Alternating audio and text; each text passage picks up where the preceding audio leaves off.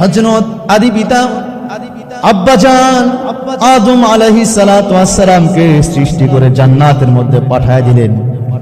আদম আলাইহিস সালাতু ওয়াস সালাম জান্নাতের মধ্যে চলে গেল।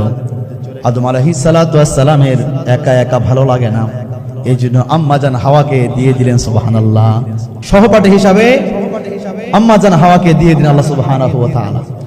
আদম আলাইহিস সালাতু ওয়াস সালাম এবং আম্মাজান হাওয়া দিনারা বসবাস করতে শুরু করে দিলেন। আল্লাহ সুবহানাহু ওয়া তাআলা বললেন, হে আদম হাওয়া, তোমরা শুনে রাখো, এই গন্ধব নামে এই ফলের এই বৃক্ষের ধারে কাছে যাওয়া যাবে না, নিষেধ যাওয়া যাবে না, নিষেধ করে দিলেন।